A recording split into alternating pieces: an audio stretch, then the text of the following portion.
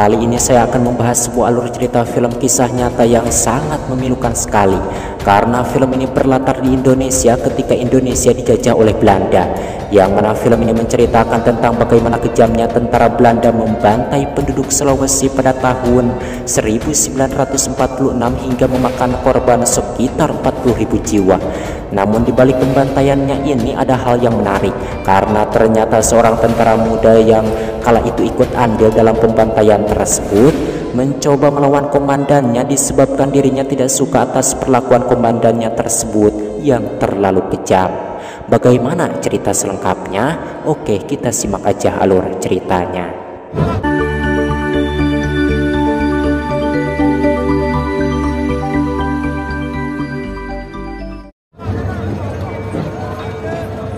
Cerita bermula dengan memperlihatkan seorang tentara muda Belanda yang bernama Johan de Vries dan beberapa teman lainnya yang ditugaskan ke Indonesia untuk pertama kalinya. Yang mana di sana Johan bertemu dengan seorang tentara bernama Matthias yang juga baru pertama kali ditugaskan ke Indonesia. Mereka kemudian mengisi berkas untuk penempatan tugas dan Johan mendapat tugas ke Semarang. Pada malam harinya sebelum berangkat, Mayor Penders berpidato di hadapan mereka semua, yang mana dalam pidatonya Mayor Penders merendahkan Soekarno dan mengatakan kalau Soekarno adalah pengecut, pemberontak, dan boneka Jepang. Dan Mayor Penders juga menjelaskan kalau kedatangan mereka ini adalah untuk kedamaian Hindia sebutan Indonesia kala itu. Keesokan harinya mereka pun berangkat ke Semarang. Dalam perjalanan tampak masyarakat setempat yang tidak menyambut baik kehadiran mereka. Kemudian mereka tiba di camp di PCB dan menempati baraknya masing-masing. Tidak lama kemudian komandan di PC yang bernama Mulder datang untuk menyambut mereka sekaligus menjelaskan aturan-aturan yang harus mereka patuhi selama berada di camp ini. Singkat cerita, malam harinya setelah menikmati rokok sampurna kretek, Johan menemui seorang tentara yang berada di pos penjagaan. Mereka kemudian sedikit berbincang dan diketahui ternyata tentara itu sudah bertugas selama 3 bulan dan belum melihat satupun pemberontak. Yang mana dirinya juga mengatakan kalau para pejuang Indonesia menyerang di tengah malam dari balik semak-semak dan kabur dengan cepat. Keesokan harinya Johan dan beberapa tentara lainnya mendapat tugas untuk berpatroli ke pemukiman penduduk untuk meyakinkan kepada warga setempat bahwa mereka datang untuk melindungi. Kemudian mereka pun tiba di pemukiman penduduk dan menanyakan keberadaan para pejuang Indonesia kepada salah seorang warga. Namun warga tersebut mengatakan kalau mereka tidak pernah melihat para pejuang dan mereka juga baik-baik saja. Setelah beristirahat sejenak untuk melepas lelah, mereka pun melanjutkan perjalanan dan bertemu dengan tentara Belanda yang bertugas menjaga perkebunan. Dan diketahui bahwa mereka telah bertugas selama 3 bulan dan kerap kali mendapat serangan dari para pejuang Indonesia.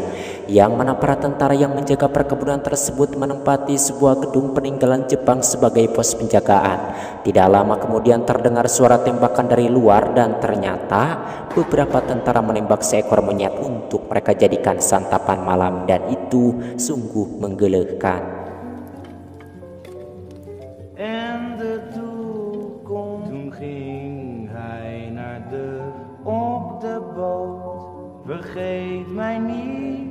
Singkat cerita, pagi pun caang, di mana pagi itu Johan terbangun karena mendengar keributan di luar. Ternyata ada seorang anak kecil yang meminta bantuan karena desanya diserang. Mengetahui itu mereka segera bergegas menuju ke desa anak tersebut.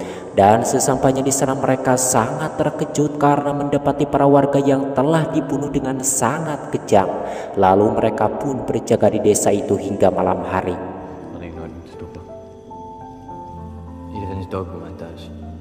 Keesokan harinya ketika Johan dan beberapa tentara lainnya sedang bersantai dan menikmati jajanan di pasar. Namun tiba-tiba saja di sana Johan melihat seorang pria yang dihajar oleh beberapa tentara Jepang. Melihat itu kemudian Johan pun menghampiri tentara Jepang tersebut dan meminta mereka untuk berhenti memukuli pria itu. Bertepatan dengan itu seorang tentara Belanda datang dan langsung memukul tentara Jepang tersebut sambil menodongkan pistolnya. Kemudian si tentara Belanda itu pun meminta mereka untuk pergi. Saat perjalanan pulang, Johan bertanya kepada temannya siapa tentara tadi. Temannya mengatakan kalau tentara itu dijuluki Turk, yang tidak lain adalah Kapten Raymond Westerling, aktor pembantaian dalam kisah ini, yang mana Kapten Westerling ini merupakan seorang tentara berdarah Yunani dan Belanda namun dibesarkan di Istanbul, Turki. Kapten Westerling dikenal tidak mematuhi siapapun dan tidak pernah takut kepada siapapun. Gewoon in een normaal huis. Is nergens bang voor. Pada malam harinya, Johan dan teman-temannya jalan-jalan ke pasar untuk menonton pertunjukan seni. Setelah itu mereka pergi ke tempat para wanita penghibur. Dan di sana Johan bertemu dengan seorang wanita penghibur yang bernama Gita dan berkencan dengannya. Siapa namamu? Gita. Keesokan harinya Johan dan timnya kembali mendapat tugas untuk berpatroli selama 3 hari. Seperti biasa mereka menanyakan keberadaan para pejuang kepada warga yang mereka temui. Kemudian mereka terus berpatroli melintasi indahnya pemandangan alam Indonesia pada saat itu.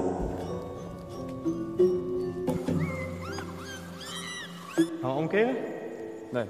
Hingga tibalah mereka di sebuah sungai dan akan menyeberangi sungai tersebut untuk kembali ke camp. Sambil mengobrol mereka pun terus menyeberangi sungai itu dan tanpa disangka tiba-tiba seorang tentara yang bernama Werner tertembak di perutnya. Tentunya hal itu membuat mereka sangat panik dan kembali ke seberang sungai sambil melakukan tembakan balasan yang tak tentu arah. Karena seperti biasa para pejuang Indonesia melakukan serangan mendadak dengan sembunyi-sembunyi dan kabur ke dalam hutan setelah mendapat serangan balasan. Werner yang saat itu tertembak segera dibawa ke sebuah pondok untuk diobati, namun sayangnya luka tembak di perutnya sangat parah yang membuatnya tewas saat itu juga. Kemudian mereka pun kembali ke camp dan melakukan upacara pemakaman Werner. Di sana juga tampak Kapten Westerling yang melihat dari kejauhan. Dicht bij zich. Al die gasten zouden net zo makkelijk tegen ons vechten. Keesokan harinya pelaku yang menembak Werner pun tertangkap dan mereka ingin sekali menghajarnya, namun sang komandan menghentikan mereka. Tidak lama kemudian Kapten Westerling datang dan sepertinya dirinya akan menginterogasi pelaku pembunuh Werner itu. Singkat waktu, malam pun poek dan di sini setelah bermain kartu dengan teman-temannya, Johan dihampiri Kapten Westerling, yang mana Kapten Westerling meminta kepada Johan untuk membantunya menginterogasi pelaku pembunuh Werner. Setelah menyiksanya dengan setrungan listrik, Kapten Westerling pun menanyakan keberadaan para pejuang Indonesia, namun si pria itu tidak mau memberitahunya walaupun terus disiksa. Di mana teman-temanmu? Indonesia merdeka. Pada keesokan harinya saat Johan sedang berjaga di pos penjagaan, tiba-tiba ada seorang pria datang dan mengatakan kalau dirinya membawa informasi penting tentang gerombolan pemberontak dari Semarang. Dan pemberontak yang dimaksud oleh si bapak ini adalah para pejuang kemerdekaan Indonesia.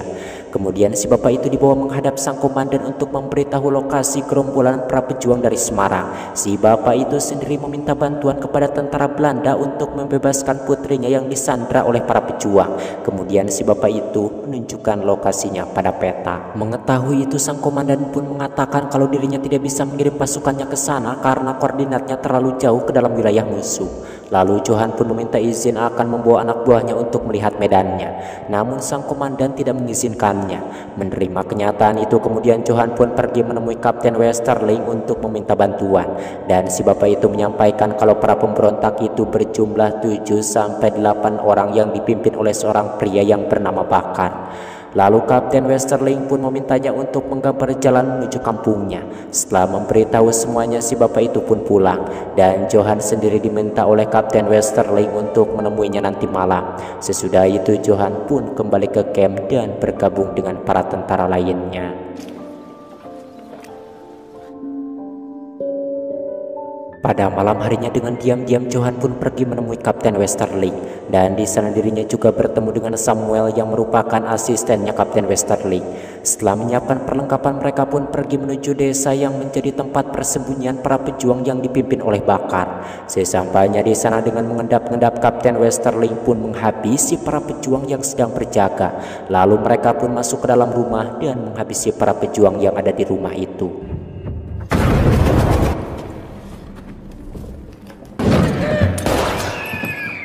Keesokan harinya Kapten Westerling pun memberi hadiah sebuah pistol kepada Johan atas aksinya tadi malam. Setelah itu Johan pun diminta oleh komandannya untuk mengantar tahanan dan membebaskannya. Lalu tahanan yang merupakan pejuang kemerdekaan itu disuruh pergi. Namun Johan yang kini sudah mewarisi sifat Kapten Westerling tidak membiarkannya begitu saja. Yang mana saat si pria itu sedang berlari, Johan pun langsung membunuhnya. Setelah itu Johan pun pergi menemui kita untuk memberikan hadiah berupa kain yang dirinya sita dari tentara Jepang. Setelah pertemuan pertamanya dengan kita, Johan telah menyukai kita lalu mengajaknya jalan-jalan dan mengantarkannya pulang ke rumah. Sesampainya di rumah, Johan juga memberi kita sejumlah uang yang cukup digunakan selama seminggu. Pada malam harinya Johan diajak Kapten Westerling menghadiri pesta para pemimpin tentara Belanda dan orang-orang kaya yang berada di Indonesia.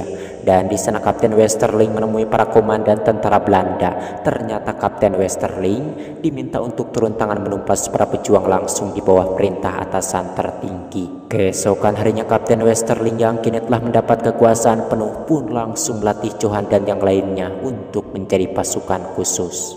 Liefde, verraad en oorlog.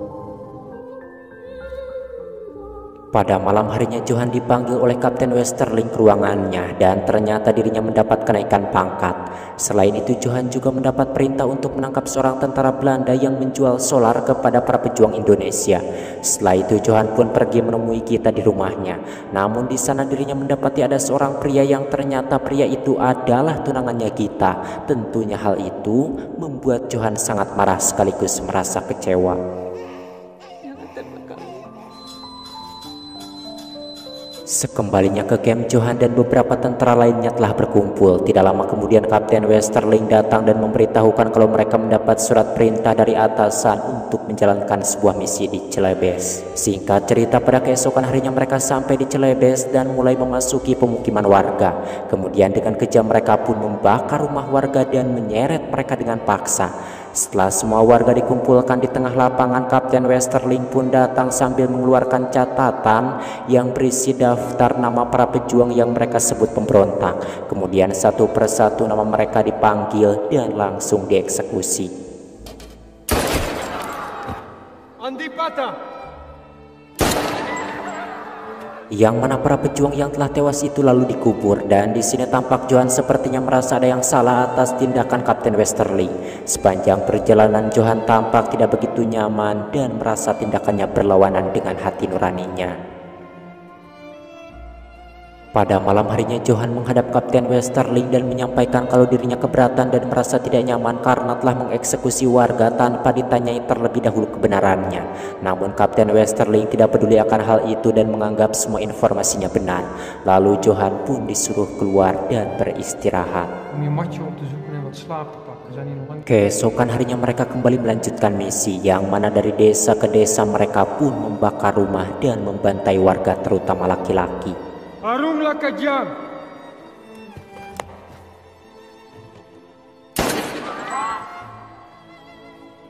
Sepanjang misi Johan seperti terpaksa melakukan perintah Kapten Westerling untuk membunuh warga karena hati nuraninya bertentangan dengan apa yang telah dirinya perbuat. Keesokan harinya mereka kembali membantai warga Celebes dengan kejam tanpa ampun. Dan seperti biasa Kapten Westerling mengeksekusi setiap pria yang terdaftar di catatannya. Namun pada saat ingin menembak seorang pria, kini Johan yang sudah tidak tahan menghentikannya dan meminta untuk memeriksa kebenarannya terlebih dahulu. Apakah pria itu pemberontak atau bukan? Akan tetapi Kapten Westerling tidak menggubrisnya. Lalu seorang tentara pun langsung memukul kepala Johan hingga dirinya pingsan. Setelah Johan disadarkan, Kapten Westerling pun mengambil pistol serta bayonetnya. Di sini Kapten Westerling benar-benar sangat marah kepada Johan atas apa yang telah dilakukannya. Dan di sini Kapten Westerling juga mengungkap identitas Johann yang ternyata ayahnya merupakan salah satu perwira Nazi Jerman. Kapten Westerling mengatakan kalau Johann telah berkhianat kepadanya dan juga kepada para tentara Belanda lainnya. Kemudian saat itu Kapten Westerling pun memberi waktu 15 menit kepada Johann untuk lari ke kapal yang memberi dukungan darurat kepada tentara Belanda dan jaraknya 5 mil, yang mana nanti Johann pun akan dikejar oleh 3 orang tentara untuk membunuhnya. Dan jika Johann berhasil lolos maka dirinya akan aman. Lalu Johann pun diberi pisau dan dibiarkan pergi. Kemudian 3 orang tentara juga mengejarnya.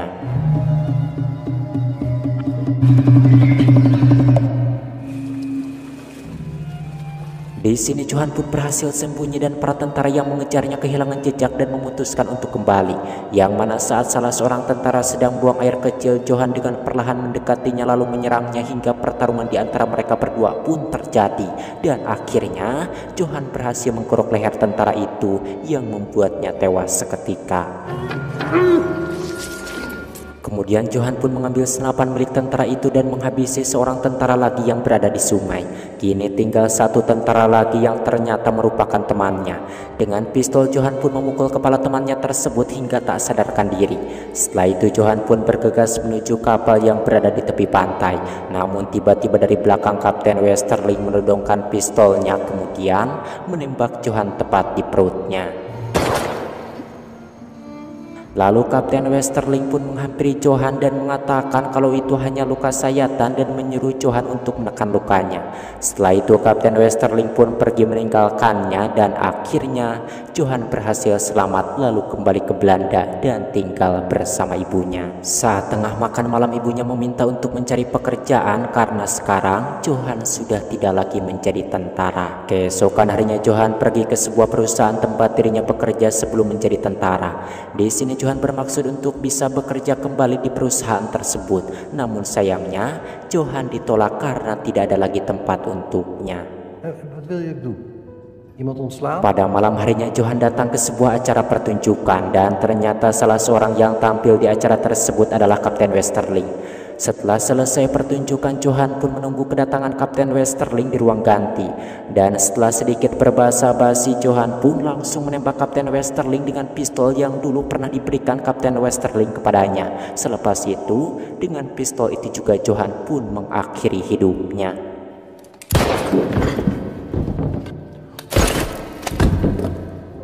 Bersambung tamat.